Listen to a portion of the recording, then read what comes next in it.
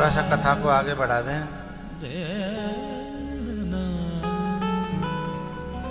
कुछ दिन ठीक चला, फिर जो है देवताओं को अच्छा नहीं लगा। देवता कौन है? जो ऊंचे पर बैठे हैं।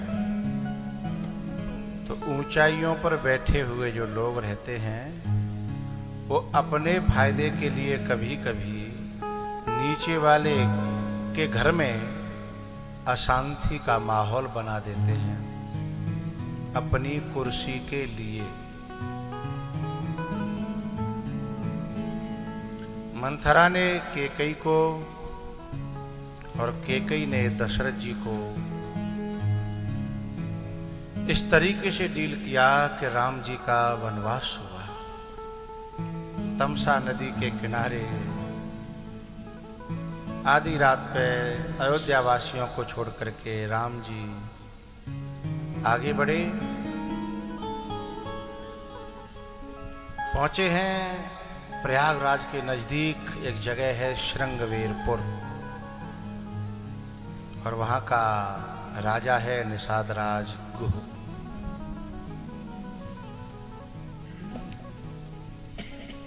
और वहां का जो एक भगवान का बहुत परम भक्त है जिसका नाम है केवट,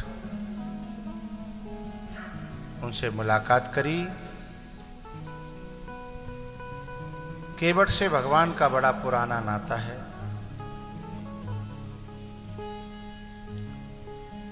भगवान कहते हैं, अरे भैया हमें पार जाना है, जरा नाव इधर ले आ। लेकिन वो अनसुनी करता है। अब लक्ष्मण जी को ये बात कैसे झेल जाए, सहन कैसे हो? उन्होंने पीछे से ऐसे करके बाण दिखाया, आता है कि अभी बुलाऊं?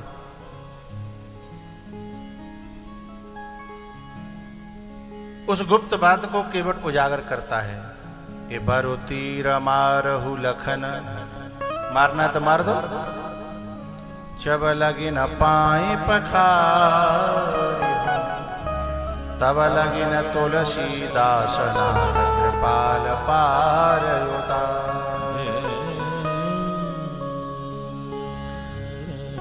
किसी ने केवट से कहा कि तुम्हें डर नहीं लग रहा? बोले मुझे काहे का डर है? बोले मर गया तो? बोले तो भी मुझे घाटा नहीं है। भगवान के सेवक के हाथों से मरूंगा गंगा के घाट पर, राम जी सामने होंगे। ऐसी मौत तो अच्छों को नसीब नहीं होती। मुझे कोई डर नहीं है।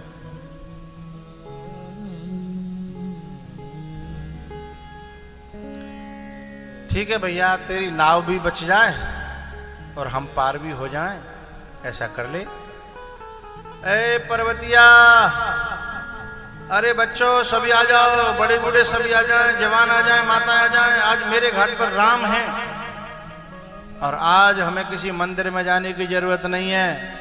वहां तो हमें घुसने भी नहीं दिया जाता था।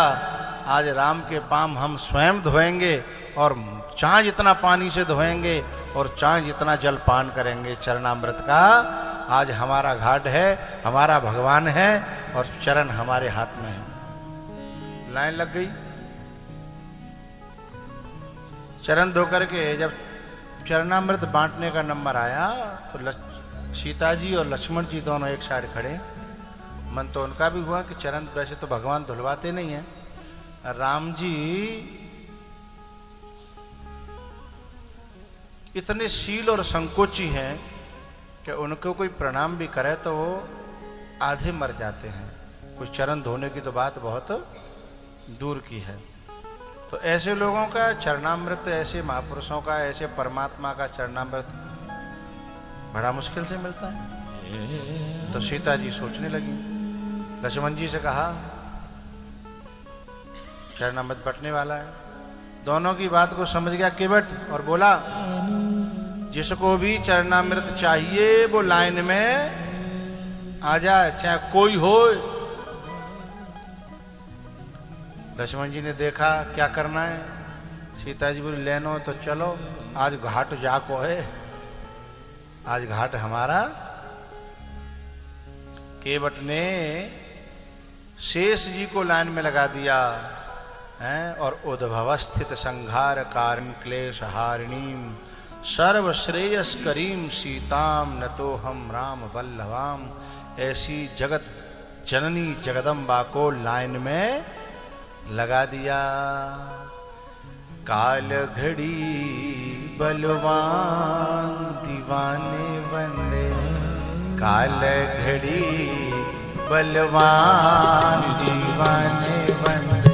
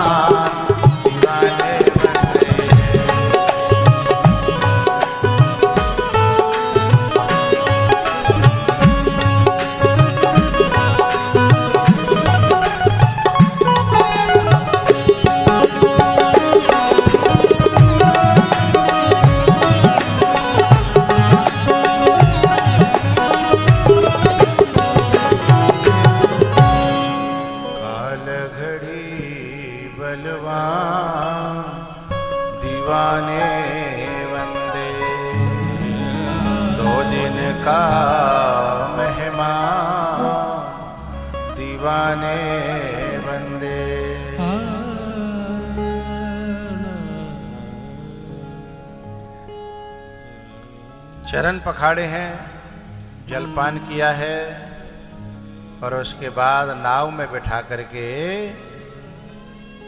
उस पार ऐसे कैसे उतार देगा? इसलिए नहीं उतार रहे हैं कि जब तक भगवान से हामी नहीं भरवा लेंगे कि हम जब तुम्हारे घाट पे आएंगे।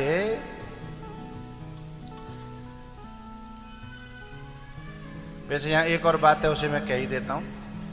राम जी के चरण धो लिए, जल पी लिया, उसके बाद भी इंतजार करा रहा था। बोले भैया अब काय को देर कर रहे है? अरे बोले पहली सवारियों को पहले उतारा जाएगा, बाद में आने वाली को बाद में उतारा जाएगा। राम जी बोले हम तो पहले कोई चिड़ैया ना जा।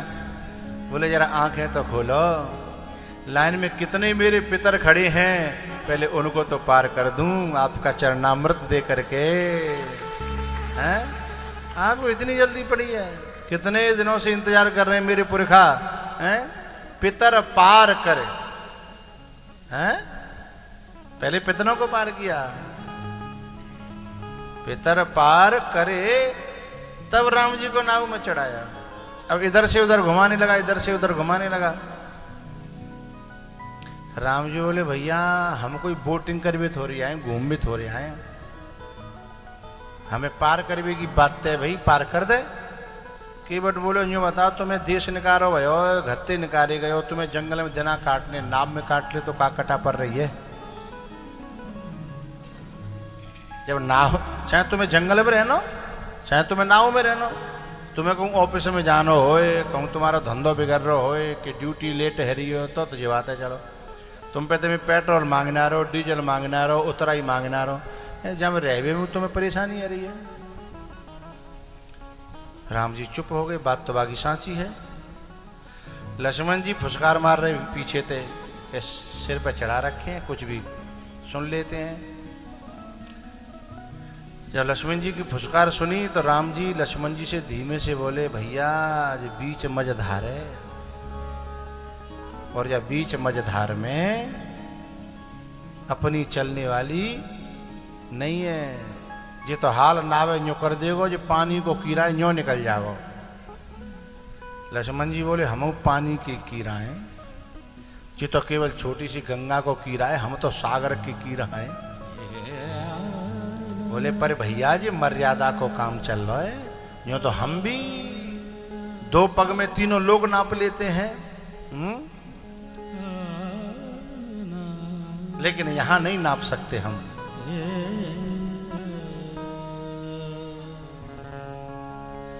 छोटी सी गंगा नहीं लांग पाए और तीनों लोग नाप लेते हैं। और गंगा भी वही है जो इन्हीं के चरणों से निकली है। गंगा भी तो वही है जो इन्हीं चरणों से निकली है। लेकिन भगवान से किसी ने कहा कि आप क्यों नहीं लांग पा रहे? बोले मैं पर्वतों को लांग सकता हूँ, समुद्र को लांग सकता हूँ, तीनों लोकों को लांग सकता हूँ, पर किसी भक्त के भाव की गंगा को मैं लांग नहीं सकता।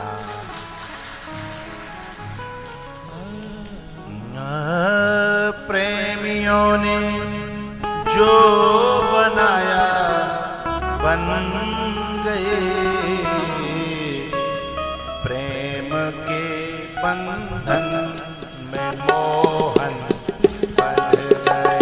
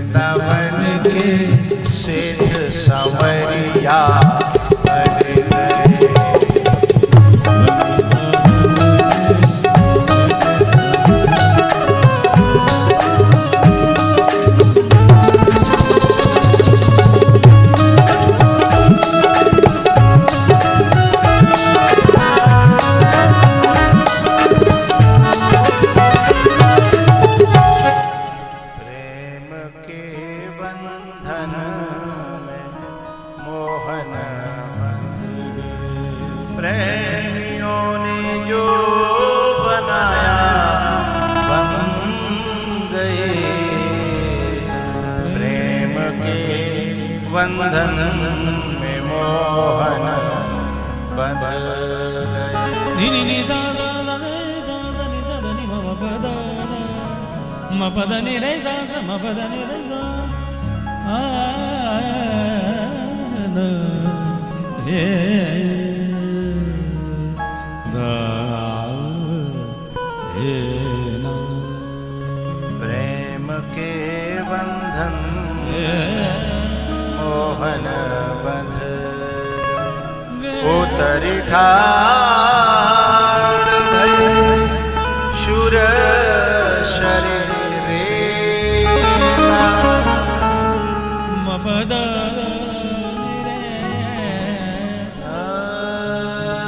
प्रभु ही सकुचे एहे नहीं कछु दीना पनि जागरे निजा निदा पदम भगम यही सिय जानने हारी मणि मुदरी मन मुदित मणि मुदरी मन दुखित उतार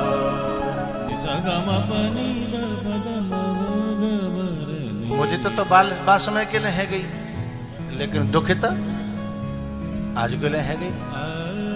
आज यदि पति पे कोई परेशानी आ जाए और वो जो है घरवारी ते कहे कि तो पे चीज धरी काहे बेने दे दे कछुद ना के ले लौटा के वापस कर दूंगो, तो दुखित है कि दे दे तो बहुत बड़ी बात जानियो नहीं, सीधे आड़े हाथन ले जाओगे कि अपनो तो तुम्हारे चौपट कर दो, बर्बाद कर दो। अब मेरी चीज पे तुम्हारी नीयत खराब है रही है, ठीक है। तो मन मुदरी मन मुदित उतारी। माताओं के साथ में जो कुछ बुरा से बुरा हो सकता था वो नोटबंदी में हुआ है।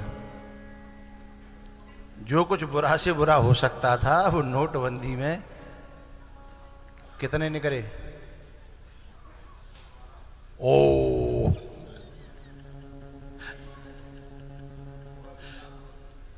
नहीं, थोड़े हैं, ज्यादा नहीं है, तुम्हारे हिसाब से ठीक है।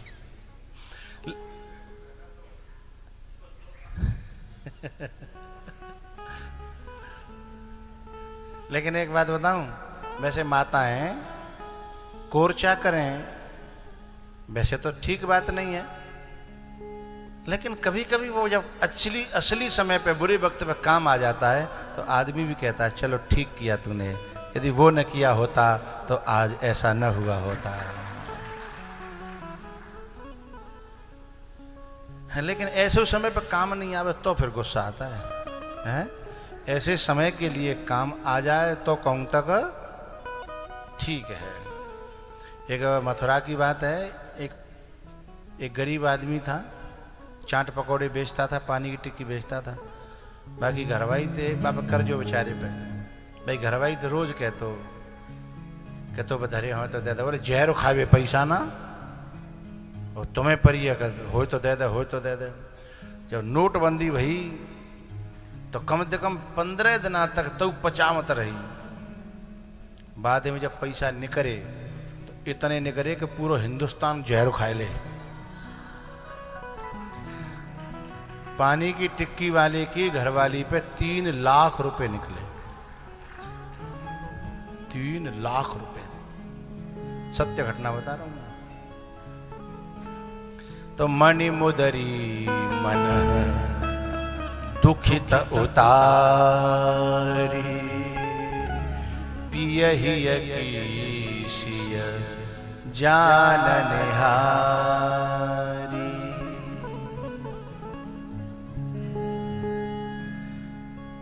राम जी ने जब वो अंगूठी देने की कोशिश की तो केवट ने कान पकड़ लिए। क्या कर रहे भगवान, मैं गरीब जरूर हूं पर गिरा हुआ नहीं हूं। जो गेरुआ वस्त्र वालों से भी यदि मैंने उतराई ले ली,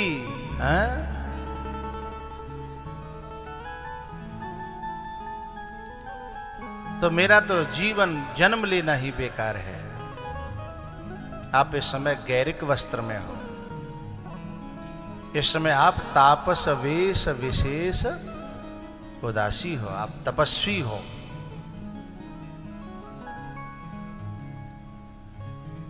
गरीब होना अलग बात है और गिरे हुए होना अलग बात है।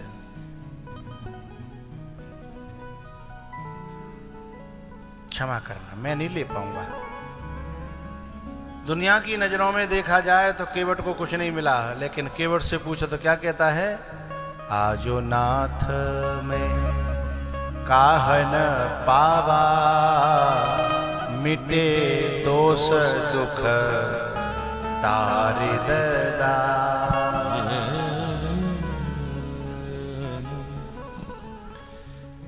केवट से किसी ने पूछा, क्यों भैया राम कुछ देना चाहते हैं, क्यों नहीं लिया?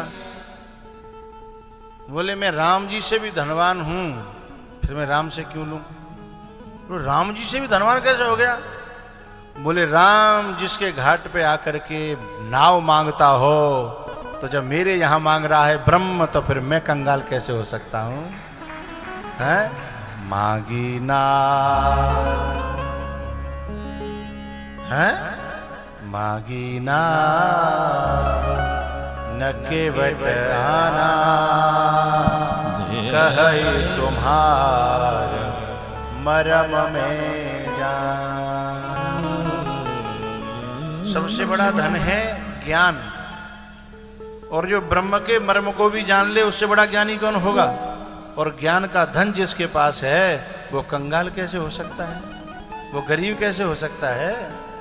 इसीलिए मुझसे बड़ा मालदार इस समय तो तीनों लोकों में कोई है ही नहीं। एक बात कहनी है मुझे, कैमरा लगाओ, कुछ लोगों पे किसी पे भी लगाओ, मतलब पब्लिक पे लगाओ। मांगी नावन, जब चौपाई बोलती है तो तुम्हारी गर्दन क्यों हिलती है? चौपाई बोलती है तो तुम्हारी गर्दन क्यों हिलती है? शरीर क्यों हिलता है? भाई शरीर तो उसका हिलता है कि हम द्वारका में कथा करवे तो ऊंटों पे बैठे, तब हमें मालूम पड़ी कि ऊंट पे बैठे वो कितनो खतरनाक है। वो तो बचाए जो ही बहुत है, हाँ? तो जब किसी सवारी में आदमी बैठा होता है तब शरीर हिलता है। धरती पे बैठने के बाद शरीर हिलने की तो कोई बात ही नहीं है।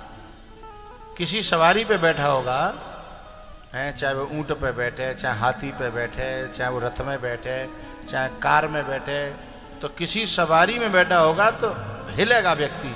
धरती बैठा क्यों हिल रहा है भाई? तो ये भ्रम है कि कथा के काल में हम धरती पे बैठे हैं। ना, कथा के काल में हम ज्ञान की गंगा के भाव की गंगा की लहरों में गोता खाते हैं। और लहर जब यूं लहराती है ना, तो हमारी नार अपने आप मांगी नावन।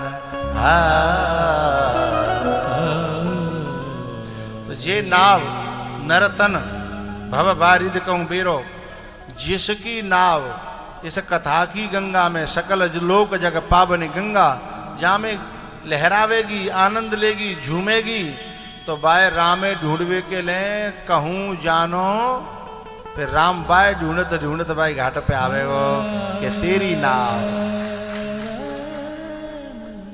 तेरी नाव मेरे बैठवे लायक है। और बाकी नाव में बैठवे के लिए भगवान स्वयं आतुर होते हैं, व्याकुल होते हैं, और वो शर्त धर दे कि मैं ऐसा करूंगा तब बैठाऊंगो, तो कहते तू कल ले, पर कैसे जा नाव में मोए बैठाए ले।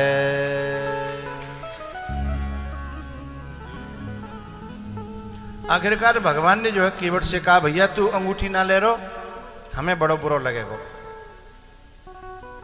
हम कहा कि उतराई राखना नहीं चाहते हैं, हमें बड़ो बुरो लगेगा, इसलिए एक प्रार्थना, हमारी खातिर तू अंगूठी ले ले।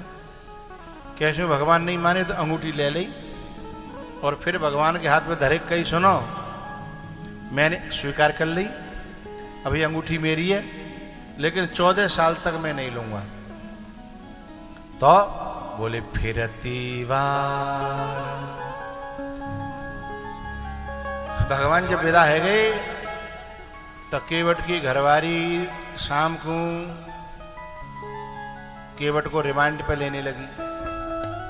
बोले इतनी सुंदर चीज, भगवान के हाथ की चीज, जानकी जी के हाथ की चीज मिल रही थी, और वो तुमने विशेखी में आए के और बिना ज्यादा बैरागी बन गए वो लौटाए दी।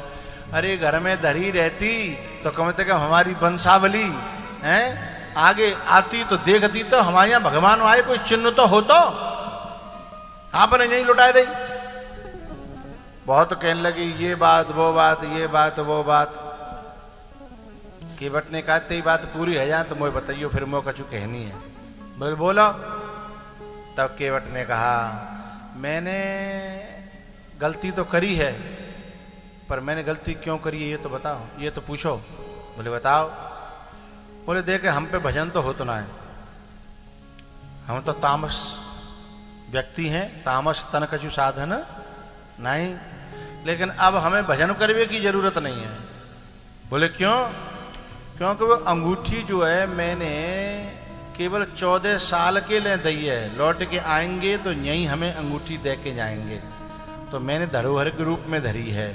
लेकिन दई जा मारे कि जब जब अंगूठियां देखेंगे तो केवट की याद जरूर कटकी है, और जब भगवान हमें याद करेंगे तो फिर भगवान की याद हमें करने की जरूरत है। जग जप राम राम जप जे, भरत सरीस को राम सने। जैसे भगवान भरत की याद करते हैं, ऐसे अब केवट की भी याद उन्हें करनी पड़ेगी, और अंगूठी तो वापस आ ही जाएगी। एक बात। दूसरी बात, अब जब वे लौटेंगे ना तो कहूं उतरें कि न उतरें, लेकिन मेरे घाट पे भी उतरनो मैंने सौदा ऐसा किया है, क्योंकि आज जो हालात हैं आदमी के, ये हालात सदा रहने वाले नहीं हैं। आज तो किसी कारण से राम पैदल जा रहे हैं, इनके लिए क्या दुर्लभ है, लेकिन जब इनके पास सब कुछ होगा तब भी ये हमारा एहसान नहीं भूलेंगे, तो उसके कारण इन्हें आना पड़ेगा। और यदि हम अपनी सेवा को बेच देते, एहसान नहीं चढ़ाते, तो राम फिर लौट करके हमारे यहां उतरने वाले नहीं थे, और वो एहसान का बेचना हो जाता। इस प्रकार से केवट को भक्ति दे करके भगवान विदा हुए हैं, और ऋषि मुनि संत महात्माओं से मिलते हुए, यहाँ वाल्मीकि जी का प्रसंग बहुत अच्छा है, भरद्वाज जी के यहाँ गए वो बहुत अच्छा है, और फिर चित्रकूट में भगवान प्रवेश करे हैं, फिर वहाँ रुके हैं। इधर सुमंत जी महाराज लौट करके दशरथ जी के पास पहुँचे हैं, पूरी बात बताइएगा। लक्ष्मण ने कछु कही? बोले हाँ कही तो हती, पर राम जी ने मना कर दी है, मैं आपको बता नहीं सकता। बोले नेक नेक बताए दे। तो नेक नेक जो है सुमंत जी महाराज ने शब्द के हेर फेर से वह बात दशरथ जी को बताई। फिर दशरथ जी महाराज राम राम कहे राम कहे, राम राम कहे राम राम कहते कहते प्राणों का त्याग कर देते हैं। भरत जी को बुलाया गया। केकई जो है बड़े सज के और समर के तैयार खड़ी है। मंथरा बड़े होशियारी से बड़े खुशी के मारे उड़ रही है, और भरत जी महाराज का चित्त जो है बड़ा घबरा रहा है, क्योंकि अयोध्या का माहौल बड़ा खराब है। लेकिन मैं उसका विस्तार न करूं तो कुल मिलाकर के दाह संस्कार क्रिया करने के बाद गुरुजी ने भरत को बहुत समझाया कि पिता की आज्ञा का पालन राम कर रहे हैं और पिता की आज्ञा का पालन आप करो। तब भरत जी ने कहा एक बात बताओ, क्या मेरे पिताजी यही चाहते थे जो हो रहा है? तो इस सब के मुंह बंद है गए, क्योंकि पिताजी ये चाहते तो नहीं थे, क्योंकि मुहूर्त निकलवाने के लिए तो गए थे, तो राम को राजा बनाने का मुहूर्त निकलवाने के लिए गए थे, और राम का वनवास हो रहा है, भरत का तिलक करने की कोशिश की जा रही है। तो बोले जब मेरे पिताजी के मन का मनोरथ ये नहीं था, तो हम ये कैसे मानने को उनकी आज्ञा है? ये यदि कोई व्यक्ति का भीतर मनोरथ वो न हो और वो आज्ञा देनी पड़ रही हो, तो उसे आज्ञा नहीं कहते हैं। बहुत सी माताएं हैं ना, उन्हें अपने मायके जाना हो तो पहले तो प्यार से पोटेंगी, जब पुटाई में नहीं आवेगा तो फिर जबरदस्ती करेंगी, फिर जब कैसे बात नहीं बनेगी तब फिर कहो ना मानी तो मरे। बोले ना ऐसे ना, राजी ते कहो, प्यार ते कहो, प्यार ते कहो। अब जो दिल में प्यार छोड़ो हो तब तो खोट खोट के बाकी खोपड़ी तो, और फिर क्या करी, प्यार से कहो। है? अब ये बात जब तो जानो ही है तो पता हो बाको मन ना भेजबे को, तो तू जा रही है तो इतनी जिद कर रही है, फिर बाकी मौतें किब्बा रही है, इसे आज्ञा कहोगी? अरे हाँ ना तो करो करो, आज्ञा थोड़ी ही है, फिर किब्बा क्यों रही है? बाद में यूं कह सके कि तुम नहीं तो कही, बाद में बोले तुम्हारे बिना कहे तो आई ना, तुम तो बिना पूछे ना आई हैं। लेकिन बाकी सब कर्म है गए या आज्ञा देवे में, तो इसे आज्ञा नहीं कहते हैं, इसे कहते हैं, इसे जो भी कहते हो, कौन से ब्लैकमेल कहते हैं? इमोशनली तो नहीं कहेंगे, इमोशनली ब्लैकमेल नहीं कहेंगे ना, हम मजबूरी तो कहेंगे, अंग्रेजी शब्द ढूंढ रहा हूं कोई, ब्लैकमेल कहेंगे, बाकी संग और कुछ जोड़ लियो, ठीक है। हाँ, तो यहां वही भरत जी महाराज कह रहे हैं कि मेरे पिताजी तो मर गए, यदि उनकी इच्छा होती, खुशी होती तो मरते कि मरे भाई जी जाते। उनकी इच्छा का काम हो रहा होता तो मरते हुए भी जी लेते, और उनके जिस वरदान ने, जिस आज्ञा ने उन्हें मौत के घाट उतार दिया हो, उसे आज्ञा बना करके मेरे सिर पर थोप रहे हो और मेरा कल्याण चाहते हो। तो सब लोगों ने कहा कि क्या किया जाए? भरत जी ने कहा मैं आपकी आज्ञा का पालन करूंगा, पिताजी की आज्ञा जो रही हो, लेकिन आप सबकी आज्ञा, गुरु जी की, माताओं की, मंत्रियों की, ये मेरे पिता के तुल्य हैं, सबकी आज्ञा का पालन करूंगा। और उससे पहले मेरी एक इच्छा है, उसे आप सुन लें, पूरी करें या न करें आपकी स्वतंत्रता है, पर मेरी एक मांग है। बोले बताओ? बोले बिनु देखे रघुनाथ पद, जिय की जरने न जा।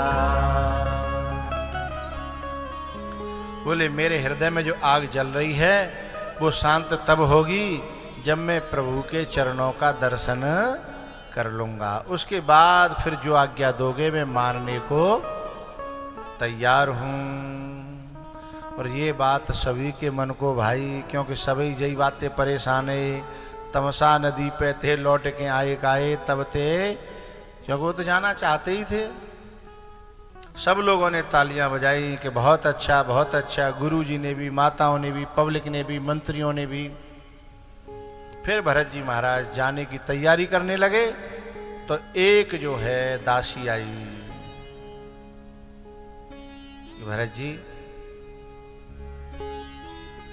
मुझे जिन्होंने भेजा है उन्होंने पहले कहा है कि यद्यपि यह बात तुमसे कहने लायक नहीं है, लेकिन फिर भी कठोर हृदय करके मैं कह रही हूं।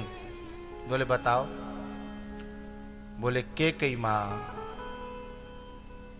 अपनी गलतियों का एहसास कर रही हैं और वो चित्रकूट चलना चाहती हैं। भरत जी ने कहा उनका स्वागत है, क्योंकि राम की तरफ जो चलना चाहता है वो कोई भी हो, उसका मेरे जीवन में भी स्वागत है और मेरी इस यात्रा में भी स्वागत है। डोली सजाऊंगा, मुझे कोई परेशानी नहीं। क्या हुआ? जब चलने लगे हैं ना यात्री, तो रास्ते में निषाद मिला है। बड़ी प्यारी कथा है निषाद की और भरत जी की। इस कथा को मैं छू नहीं रहा हूं, ऊपर ऊपर से निकल के जा रहा हूं।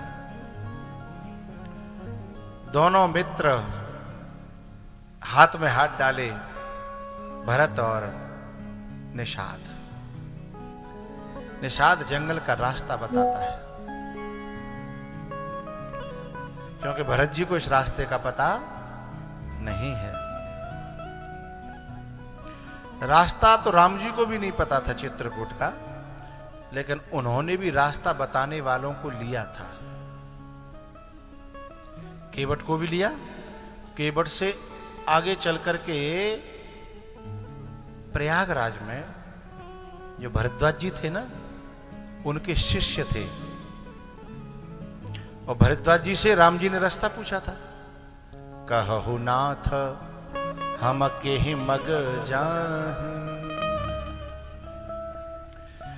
एक बात बताऊं, रास्ता बताने के लिए पहले ही केवट ने कह दिया था कि रास्ता की चिंता मत करो, यहां हमार प्रभु पग पग जोहा, यहां की पगडंडियां सब हमारी जानी हुई हैं, हम बताएंगे। लेकिन केवट के रहते रहते फिर भरद्वाज जी से भगवान रास्ता पूछ रहे, तो केवट को कैसा लगा होगा? केवट के रहते हुए ठेकेदारी लेने के बाद फिर रास्ता पूछ रहे हैं, और केवल रास्ता पूछा ही नहीं, जब भरद्वाज जी ने अपने जो शिष्य थे उन सबको आवाज लगाई, इधर आए सभी, जितने भी ब्रह्मचारी हैं, जितने भी संतगण हैं, विद्यार्थी हैं, पढ़ने वाले, सभी इधर आ जाएं। सब दौड़े दौड़े चले आए। 50 आए। कितने? 50। एक बात आपसे कहनी है यहां, ये 50 कौन थे? चार्यो वेद पुराण अष्टदश, 6 शास्त्र सब ग्रंथन को रस, चार्यो वेद। ये सब विद्यार्थी का रूप धारण करके और उस आश्रम में आनंद ले रहे थे, राम जी का इंतजार कर रहे थे।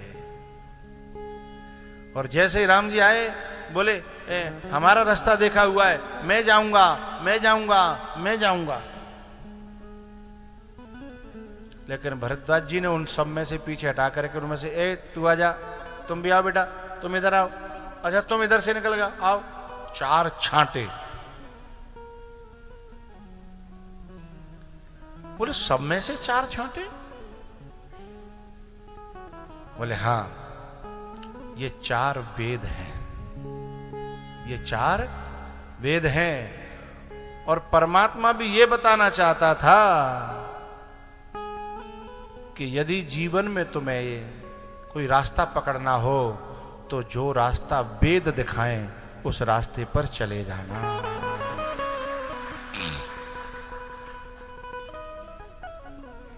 जो रास्ता वेद दिखाएं उस पर चले जाना। लेकिन कुछ दूर जाकर के भगवान ने उन्हें भी लौटाया। क्यों लौटाया? क्योंकि वेद जो है विधि निषेध का वर्णन करता है, और वहां से आगे कौल भील मिले हैं। कौल भील जब मिले हैं तो ये लौटा दिए हैं चारों। और कौल भील प्रेम का प्रतीक हैं। जिस महापुरुष के जीवन में राम के चरणों में, परमात्मा के चरणों में प्रेम पैदा हो जाए तो फिर वह वेद के रास्ते का अनुगमन नहीं करता, फिर वेद उसका पीछा करता है। जहां प्रेम तहां नेम नहीं है, जहां नेम तहां प्रेम। तो भगवान ने भी यहां रास्ता पूछा, और यहां भरत जी ने भी केवट से रास्ता पूछा। केवट और भरत चले जा रहे हैं, और जैसे चित्रकूट के पास पहुंचे तो केवट ने कहा, भैया देखो वो थोड़ा सा ऊंचा चढ़ गए टीले से पे, और वहां से दिखाया वो पेड़ खड़े हैं ना। चित्रकूट पे जब कथा हुई थी हमने बताया था लोगों को कि राम घाट पे सभी लोग रुक गए थे और वहाँ से जो परिक्रमा बनी हुई है कामतानाथ की है, उस परिक्रमा में उस रास्ते से होते हुए केवल भरत और केवट ये दोनों जो है उस जगह तक गए हैं जहाँ राम और भरत का मिलन हुआ है।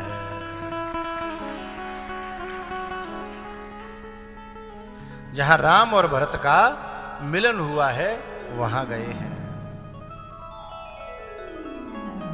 और वहां से भरत जी महाराज ने दंडवत करना प्रारंभ किया है। पाहे नाथ कहे पाए गोसाई, भूतल परे लकुट कीना, भूतल परे लकुट कीना।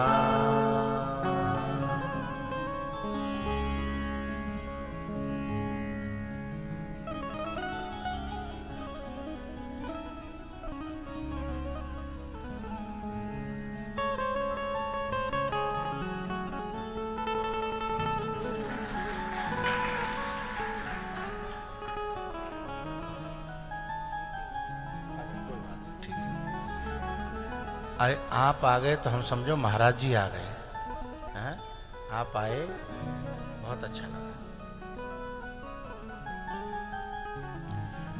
कोई अर्जेंट मीटिंग आ गई होगी तो महाराज जी नहीं, लेकिन आचार्य जी भी भाई किसी का कोई प्रतिनिधि आए तो लगता है वही आ गया है।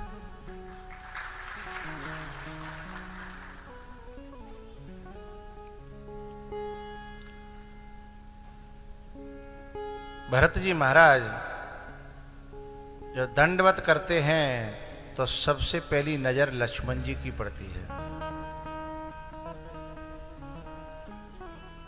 मैंने वो सब बातें काट दी हैं। लक्ष्मण जी को क्रोध आया है भरत पर और लक्ष्मण जी ने महादेव को भी ललकार दिया है। ललकार बोले शंकर भी आ जाएं, आज इसकी रक्षा नहीं कर सकते। तो राम जी ने कहा था भरत ही होई न राजमद, विधि हरि हर पद पा,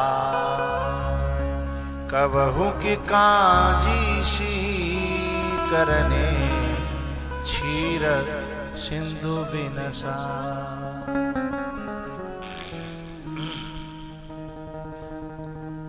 ये नाव में कटोरा पड़ा रहता है, हर नाव में कटोरा पड़ा रहता है।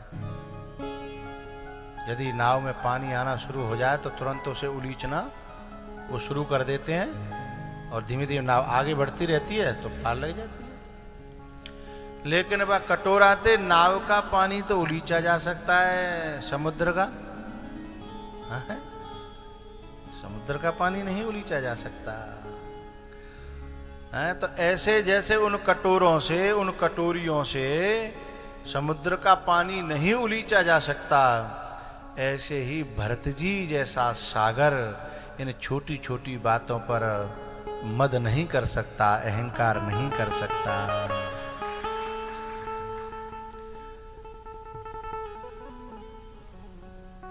हमारे आप लोगों में बहुत सारे ऐसे चेला बैठे हैं जो हमको कभी कभी समय मिल जाए, मौका मिल जाए तो इतना ज्ञान देने की कोशिश करते हैं, वो तो हम लेते नहीं है। इतना ज्ञान देने की कोशिश करते हैं, बताओ जी सब ऐसे बिगड़ रहो है, यूँ बिगड़ रहो है, जाको ख्याल रखो करो, या सामान को ध्यान रखो, इतनो आए रहो है, जाको जी इतनो सामान आ तो कहाँ भी ये सब बर्बाद है रहो है, यूँ करो त्यों करो, व्यवस्था बनाओ। हम सुनते तो हैं, कभी कभी नहीं भी सुनते हैं, कभी कभी सुनते भी हैं, लेकिन वो एक बात भूल जाते हैं, जब घर से निकले हैं तो घर मुड़कर देखा नहीं करते।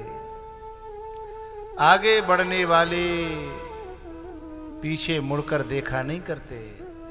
किनारों से कौन सीपियां उठा करके भागा, ऐसी छोटी मोटी बातों को समंदर देखा नहीं करते। ऐसी छोटी मोटी बातों को समंदर देखा नहीं करते। अब लोग लगे समझाने में कि तुम्हारे किनारे पे से इतनी सीपियां लोग उठा ले गए, तुम बताओ कुछ कह ही ना रहे। कौन बताए हैं? समुद्र जो है हिरण्यगर्भा, वो रत्नगर्भा होता है, उसके गर्भ में इतने रत्न हैं, और यदि सीपियों के लिए वो लड़ने लगा तो उसकी समुद्रता, उसकी गहराई, उसका सागरपना समाप्त न हो जाएगा। तो हम तो है ही गड्ढा, लेकिन समुद्र से भी कहते हैं कि तुम भी नेका तो गड्ढा बनो। जो समुद्र बन रहे हो, कछुना धरे हो समुद्र बनवे में, हमें देखो हम गड्ढा बने हैं। एक बूंद पानी कोई भी पानी ले जाके दिखाया हम पे थे? भैया हम पे तो कोई एक बूंद पानी ना ले जा पा रहे, तैते तो हम गड्ढा हैं। सागर के यहाँ कितने बादल आते हैं, वो सब को वो जल दे देता है कि लो बांटो, लो बांटो, लो बांटो।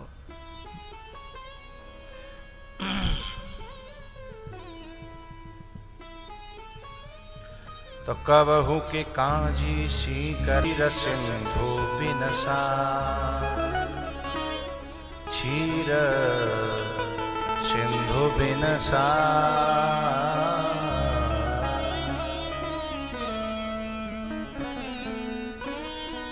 लक्ष्मण जी ने आवाज लगाई, भैया पीछे भरत भैया। इतनी शब्द सुना था कि उठे राम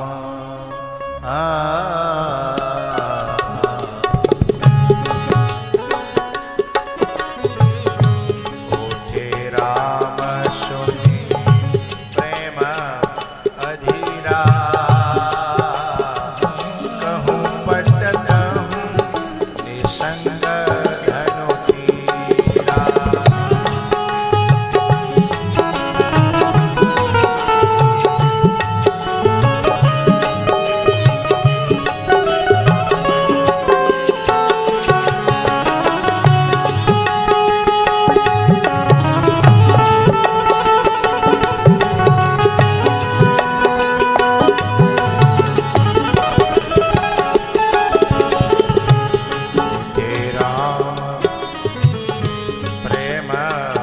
अधीरा,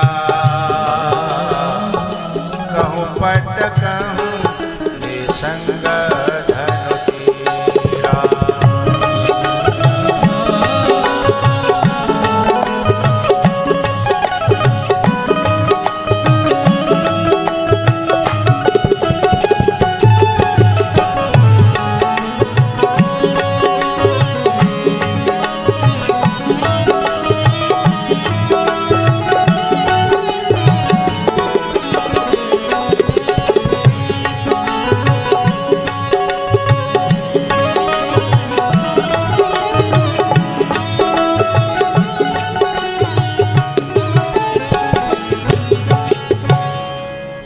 कहूँ पट कहूँ निसंग धनु तीरा। दौड़ पड़े हैं भगवान, जमीन में गिरे हुए भरत जी को उठाने की कोशिश कर रहे हैं, लेकिन वो उठ नहीं पा रहे। तो राम जी घुटमुन हो गए, फिर भरत जी को भी घुटमुन किया और दोनों लिपट गए हैं। को कछु कहे न को कछु पूछा, प्रेम भरा मन निज गति छूचा। प्रेम भरा मन निज गति छूचा। दोनों की मिलन देख करके डर गया है इंद्र। अब राम लौट जाएंगे और हमारा सब करे कराए पे पानी फिर जाएगा। इंद्र जो है सब देवताओं को लेकर के गुरु बृहस्पति के यहाँ गया बोले भगवान कछु षड्यंत्र करो, नहीं तो भरत जी लौट जाए, वो राम जी लौट जाएंगे, कुछ तो करो। तब फटकार लगाई है गुरुजी ने, ए हजार आंख के अंधे, लोचन सहस न सूझ सुमेरु। 1000 आंख होने के बावजूद भी तुझे सुमेरु पर्वत दिखाई नहीं दे रहा। बोले महाराज इतने प्रेम में दोनों हैं, ये तो राम जी तो मना ही नहीं कर पाएंगे।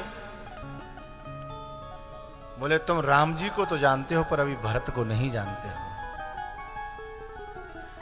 भरत ही जान राम परे छाई, भरत जो है राम की परछाई है, उसका अपना कोई भी वचन, निर्णय, मान्यता, विचार, संकल्प कुछ नहीं है। भरत का तो एक ही संकल्प रहता है, जेहि विधि प्रभु प्रसन्न मन होई, करुणा सागर कीजिए सो।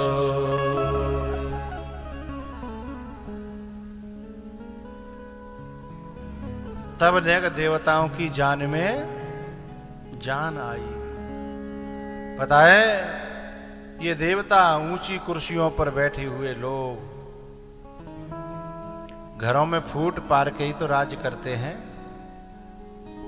तो घरों में फूट डाल करके जब राज्य करते हैं, जब फूट पड़ जाती है तो लगता है कि अब ठीक है, लेकिन जब घर में फूट नहीं पड़ती और घर में जब बहुत प्रेम और बहुत एका हो जाता है तो इन्हें लगता है कि अब जे एक है गए तो हमारो मामलो गड़बड़ है, हमारा काम बिगड़ जाएगा। तो गोस्वामी जी ने इतना बुरा शब्द कहा कि ऊंच निवास नीच कर तूती, देख न सकहि पराये विभूति। देख न सकहि पराये विभूति, ऊंच निवास नीच कर तूती।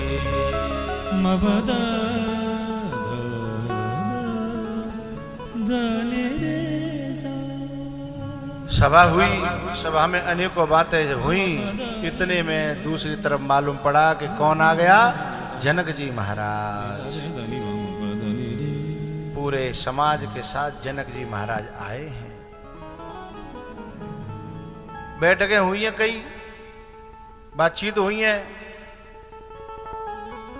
और जो जनक जी की पत्नी है, सीता जी की मां, नाम क्या है, सुनैना, और वो भरत की हालत देख करके आई हैं। रात को अपनी बेटी से मिलके आई हैं जनक जी के पास अपने टेंट में।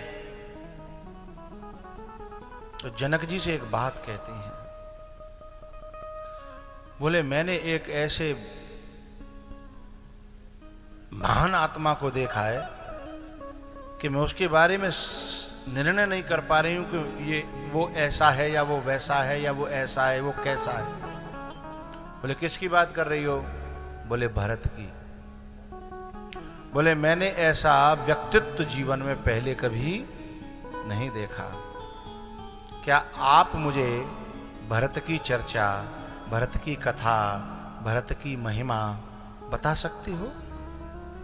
जनक का उत्तर तो देखिए। बोले देवी मैं तो क्या, शेष भी, सरस्वती भी, ये जितने ऋषि मुनि संत महात्मा सब मिलके भरत की महिमा को बखानने की कोशिश करें तो भी नहीं कर सकते। मेरी तो फिर औकात क्या। मैं धर्म के, नीति के, ज्ञान के बड़े से बड़े उलझे हुए प्रश्न को सुलझा सकता हूं, धर्म के, नीति के, ज्ञान के, लेकिन मैं भरत की महिमा नहीं बता सकता। बोले जानते नहीं हो? बोले जानता भी नहीं हूं। तो बोले कोई नहीं जानता? बोले तीनों लोकों में एक व्यक्ति है जो भरत की महिमा को जानता है, तो बोले विनय पे सुनवाए दो। बोले वो भी केवल जानता है, कह नहीं सकता। बोले वो कौन है? बोले राम। भरत महा महिमा सुनो रानी, केवल जानहि राम पर न सकहे बखान। जानहि राम न सकहे बखानी। भरत महा महिमा सुनो राम,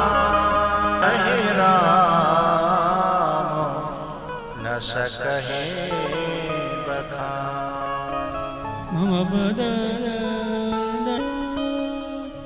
दिनि निजा निजा मम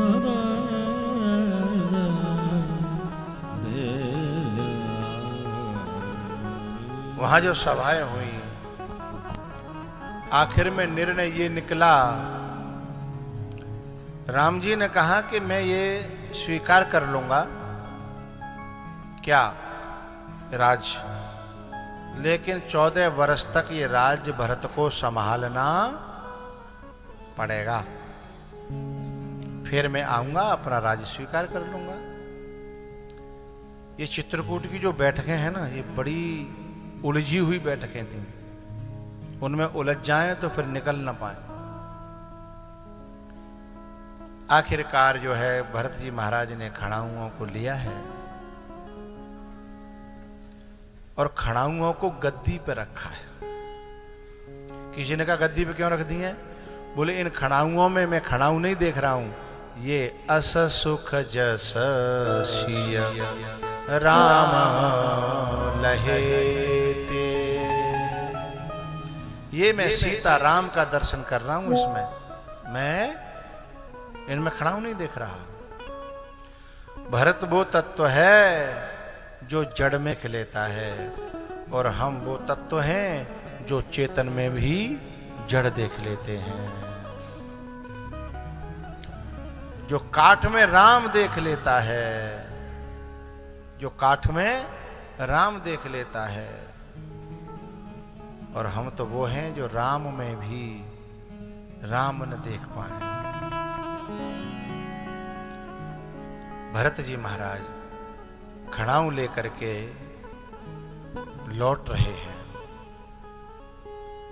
जो माताएं थी, अब यहां जो वियोग हुआ है ना, आहा, बेटी का और माँ का, बेटा का और माँ का, भाई और भाई का, कितने वियोग यहां हुए हैं। एक बेटी घर में विदा होती है तो कैसा माहौल हो जाता है, और यहाँ इतने वियोग।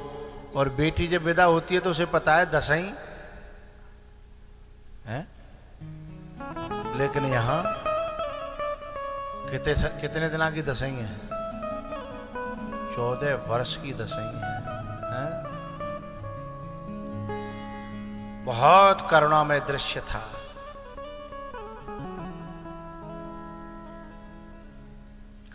राम भरत जी ने आकर के खड़ाऊ रखे। उसके बाद गुरु जी के पास में गए, आपकी आज्ञा होए तो मैं नंदीग्राम में कुटिया बना करके, गड्ढा खोद करके, मैं भी प्रभु की तरह अयोध्या की देखभाल करते हुए साधना करना चाहता हूं, आपकी आज्ञा होए तो। गुरु जी ने आज पहली बार एक बात कही, अब तुम्हें मेरी आज्ञा की जरूरत नहीं है।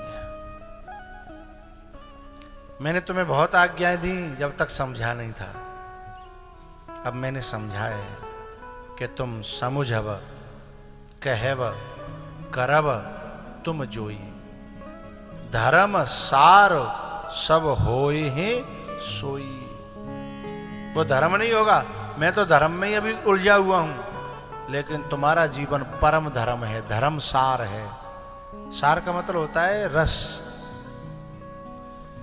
गाजर और गाजर का रस, मौसमी और मौसमी का, यानी जिसमें त्यागने योग्य कुछ रह ही नहीं जाता है।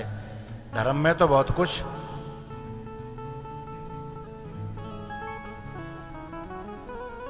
लेने देने के योग्य रह जाता है कि ये छोड़ना, ये पकड़ना, ये छोड़ना। लेकिन जिसमें से कुछ छोड़ने लायक न रह जाए वो धर्म सार है।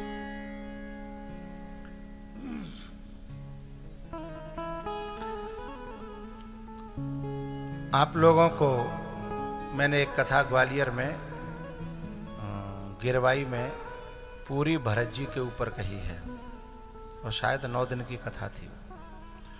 9 दिन जो है केवल भरत जी का चरित्र चला था। यूट्यूब पे पड़ा होगा, क्यों पड़ा है ना? हाँ, क्या नाम से है? गिरवाई। हाँ, यूट्यूब पे जब आप डालोगे भरत चरित्र गिरवाई ग्वालियर कथा का जो टाइटल है, तो वो कथा निकल के आ जाएगी। तब समझ में आएगा भरत क्या है। क्योंकि भरत में जो डूबेगा फिर वो पार नहीं हो पाएगा, फिर डूब ही जाएगा। लेकिन अंतर इतना है, यहाँ डूबने के बाद एक कथा याद आ रही है। हनुमान जी जब बूटी लेने के लिए गए थे ना, तो इन्होंने बाण मारा था, भरत जी ने गिर गए। और एक बार सीता जी की खोज करने गई। 2 यात्राएं हनुमान जी ने की। एक दिन राम जी ने पूछा कि तुमने 2 यात्राएं की, एक उत्तराखंड की और एक लंका की। इन दोनों यात्राओं का अनुभव बताओ, कौन सी यात्रा में क्या अनुभव तुम्हें मिला? हनुमान जी ने बड़ी प्यारी बात कही, मुझे दोनों तरफ समुद्र मिले। बोले दोनों तरफ समुद्र? बोले लंका की तरफ जो समुद्र वो तो सबने देखा है, इधर समुद्र कहां? इधर तो पहाड़ ही पहाड़ है उत्तराखंड में। बोले इधर एक ऐसा समुद्र था। बोले लंका की तरफ मैं जब गया तो जो समुद्र मुझे मिला उसे तो मैं खेल खेल में पार कर गया, लेकिन जो उत्तराखंड की तरफ गया, जब जो समुद्र मिला उसमें मैं तब का डूबा हूं और अभी तक डूबा ही हुआ हूं, निकला ही नहीं। समुद्र का एक नाम है पयोधि। तो हनुमान जी कहते हैं भरत पयोधि गंभीर। भरत पयोधि, वो केवल पयोध कहने से काम नहीं चला। भरत पयोधि गंभीर। जो भरत है ना वो इतना बड़ा गंभीर सागर है राम प्रेम का। काय का? राम प्रेम का। इतना बड़ा सागर है कि मैं उसमें डूबा, अभी तक निकल नहीं पाया। ये सागर तो मैं पार कर गया। राम जी बड़े खुश हुए, बोले हनुमान बिल्कुल सही किया तुमने। जहां तैरना चाहिए था वहां तैरे, और जहां डूबना चाहिए था वहां डूब गए। एक साधक को जहां तैरना चाहिए वहां तुम तैरे, और जहां डूबना चाहिए था वहां तुम डूबे। बोले कैसे पता लगा कि वो इतना गहरा सागर है और कैसे तुम डूब गए? बोले प्रभु, जब लक्ष्मण जी के शक्ति लगी, मूर्छित भये, तो यहां सब योजनाएं बनने लगी कि पहले सुसैन को लाना है। सुसैन को लाया मैं। सुसैन को लाने के बाद फिर बा ने कही कि दवाई मां मिलेगी उत्तराखंड में। फिर मैं उत्तराखंड में मैंने उड़ान भरी, और मैं जो काल नेमी से लड़ते झगड़ते हुए मगरी को उसके जबड़े से अपना पांव छुड़ा करके और जैसे तैसे उत्तराखंड पहुंचा। लेकिन जब एक बैरागी को, लक्ष्मण जैसे बैरागी को मूर्छा हुई, तो हम इतना बड़ा प्रपंच खड़ा कर रहे हैं, लेकिन उस यात्रा में मुझे भी थोड़ी सी मूर्छा हुई। बाण मारा और मैं गिरा, तो मेरे मन में थोड़ी देर, जब मूर्छा आने से पहले जब मैं मूर्छित हो रहा था, मैं सोच रहा था कि एक मूर्छित पर बाके ले तो इतना झंझट हो, अब जो दूसरा मूर्छित होगा ताके ले का झंझट करना पड़ेगा। और इसी में कहीं रात बीत न जाए, हैं? मैं सोच ही रहा था इतने में एक शब्द सुनाई पड़ा, क्या? कि यदि मेरा प्रेम राम के चरणों में सच्चा है तो इस वानर की मूर्छा दूर हो जाए और पीड़ा दूर हो जाए। इतने में तो मैं एकदम फूल जैसा होगा, हल्का हो गया। तब मेरी समझ में आई कि ये कितना गहरा सागर है प्रेम का। ये प्रेम मेरे अंदर होता तो मैं भी लक्ष्मण जी के कान में यही कह देता कि मेरा प्रेम राम के चरणों में सच्चा है। तो ये लक्ष्मण जी ठीक हो जाए। मैं डोल रहा हूं, हैं? कभी लंका जा रहा हूं, कभी उत्तराखंड जा रहा हूं। कहीं ना कहीं प्रेम की कमी रही होगी, तभी तो ये बात याद नहीं आई, कभी तो ये बात बनी नहीं, हैं? मुझे भरत जी ने समझाया कि यदि प्रेम सच्चा हो तो बहुत सारे कर्म कांडों की, बहुत सारी विधि विधानों की, बहुत सारे वैद्यों की, हैं? और बहुत सारी जड़ी बूटियों की जीवन में आवश्यकता नहीं है, केवल प्रेम ही काफी है। वैराग्य को जागृत करने के लिए, वैराग्य को खड़ा करने के लिए, असुरों के विकारों के विनाश के लिए, हैं? केवल एक प्रेम काफी है। तब मेरी समझ में आया, अभी तक मैं उस भरत पयोध गंभीर में से निकल नहीं पाया हूं प्रभु। ये तो सुंदरकांड की कथा में हनुमान जी की कभी चर्चा, कभी मौका मिलेगा केवल सुंदरकांड की कथा का, तब चर्चा करेंगे। हनुमान क्या है? हनुमान के चरित्र तो हनुमान के चरित्र है। भरत जी महाराज जब गुरु जी से पूछते हैं कि मैं ऐसा कर लूं, उन्होंने कहा ना, अब तुम्हें मुझसे आज्ञा लेने की जरूरत नहीं है। समुझब कहब करब तुम जोई, धर्म सार सब होई सोई। इधर तो ये चलने लगा, उधर चित्रकूट में भगवान राम बड़े प्रेम से रह रहे थे, लेकिन एक दिन एक गड़बड़ हो गई। एक योगी के एक भोगी का बेटा दर्शन करने आया महाराज जी, और वो भी हिंदुस्तान से नहीं, परदेश से। और केवल परदेश से नहीं, परलोक से, जिसे अमरावती कहते हैं, स्वर्ग। आदि कथा हम सुनाते हैं, आदि जो राजू खुद सुनाता है अपनी घरवाली को,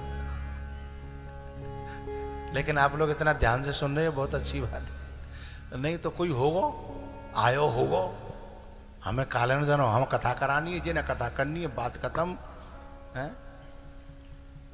परलोक से, ये इस प्रकार से जो भाव से कथा सुनता है ना, तो सुनाने का आनंद भी कई गुना हो जाता है।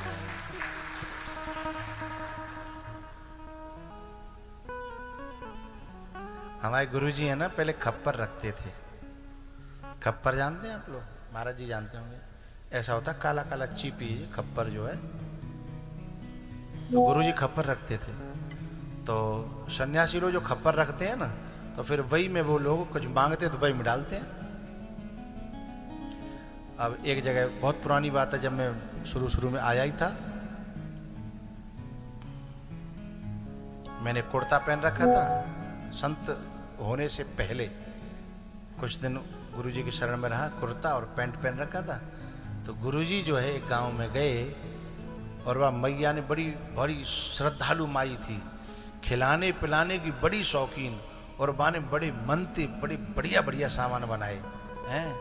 लेकिन जब गुरुजी ने एक ही में साग के ऊपर खीर, खीर के ऊपर चटनी, चटनी के ऊपर रबड़ी, उस मैया ने माथा पकड़ लिया कि तुमने मेरे करे धरे पे सब पानी फेर दो,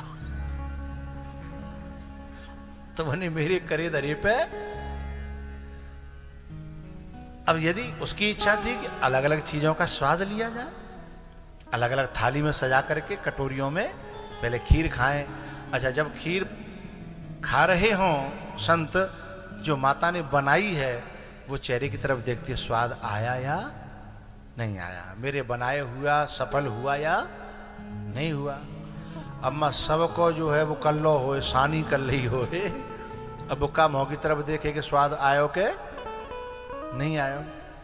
तो बनाने वाले को खिलाने वाले को भी तब आनंद आता है जब खाने वाला है वो स्वाद लेकर के खाए और उसके स्वाद को वर्णन करे, उसका रिस्पॉन्स दे, उसे बताए, तो फिर खिलाने वाले को लगता है कल अब के महाराज जी आएंगे तो और कुछ बनाएंगे। और वो सबे खप्पर में डाल के सानी कर लेगो तो अगली बार को जब जेई करना है तो का खिचड़ी बना देंगे, वहां में डाल देंगे सबका जो खिचड़ी बना देंगे ले हैं। इसलिए भागवत का एक श्लोक है, कथामृत रथास्वाद कुशलः शौनको ब्रवीत्। कथामृत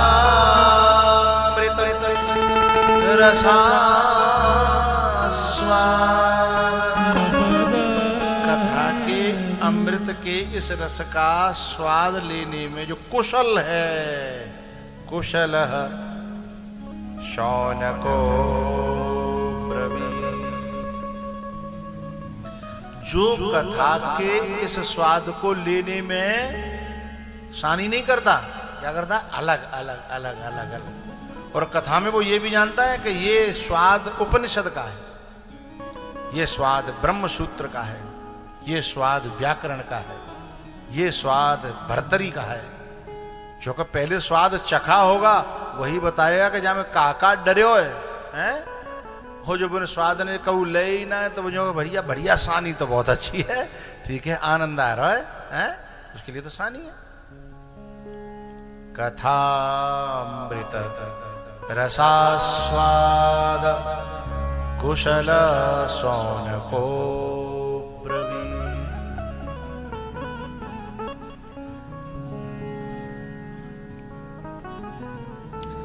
परलोक से एक भोगी का बेटा एक योगी के दर्शन करने के लिए आया। यदि भोग की आंख से और योगी के दर्शन किए तो योगी समझ में आने वाला, कोई मेरी नजरों से देखे तो समझे कि तुम मेरे क्या हो, कि तुम मेरे क्या हो।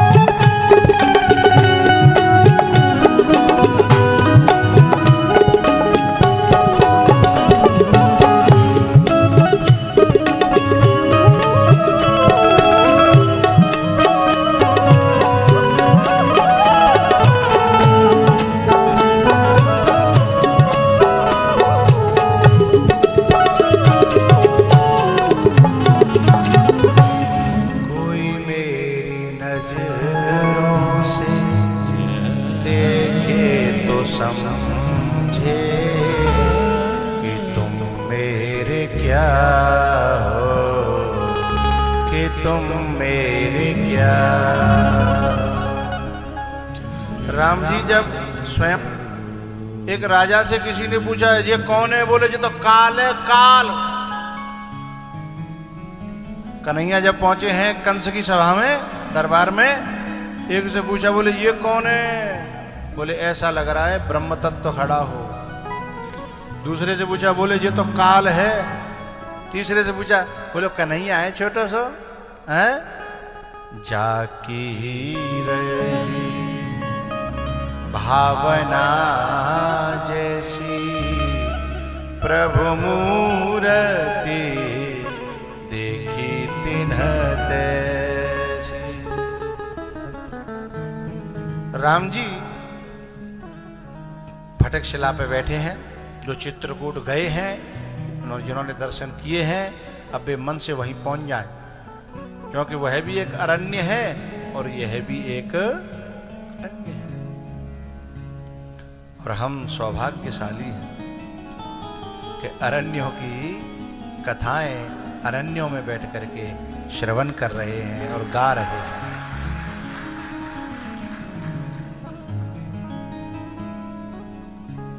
चित्रकूट कौन कौन गए थे, हाथ खड़े करना।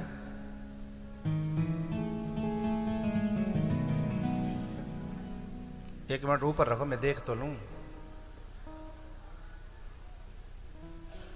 नीचे कर लो।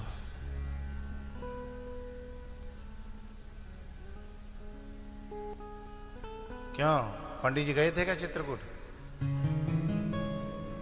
हाँ, मैंने तुम्हें पहचान लिया, तुम कथा में थे नहीं। अच्छा, पहले घूम आए, मैं बातें में क्या करना। मैं तो कथा में जो मेरी में गए थे, हैं? मैंने कहा इनको मैंने पूरी कथा में नहीं देखा। कोई मेरी नजरों से बच के तो देखे। क्या हो गया? चित्रकूट दिखाया था। कोई मेरी नजरों से बच के तो देखे, आगे नहीं। तो चित्रकूट का आनंद भी अपना आनंद था, और वहां पे भी भरत का चरित्र चला था। यदि जिनको भरत चरित्र को सुनना हो तो चित्रकूट की कथा का भी श्रवण करें। ये कौन सा? रामसैया, रामसैया। आहा,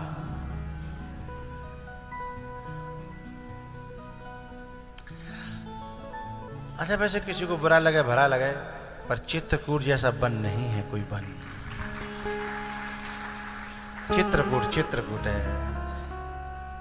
मैंने आप लोगों से बीच में फिर कहा था एक बार कि और जगह मैं एक बार कथा करता हूं, करने के बाद संतुष्ट हो जाता हूं, लेकिन एक चित्रकूट ऐसा है जहाँ कथा करने के बाद अभी भी मन भरा नहीं है।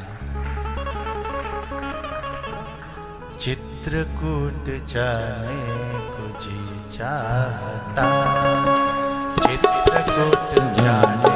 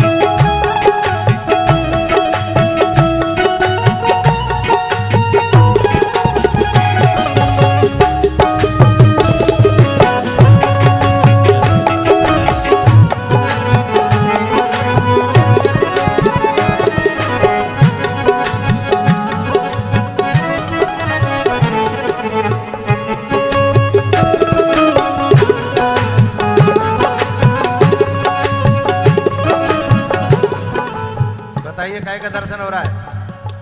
भरतकूप का। जय हो।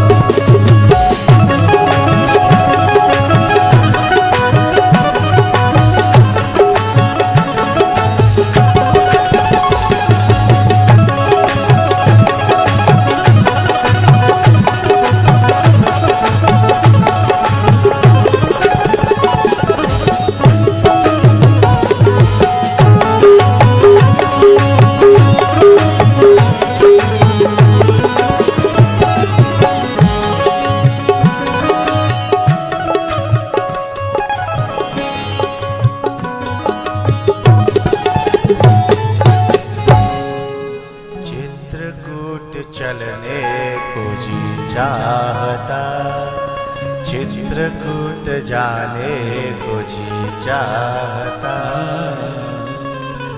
चित्रकूट में मंदाकिनी बहत है, मंदाकिनी नहाने को जी चाहता। चित्रकूट जाने को जी चाहता।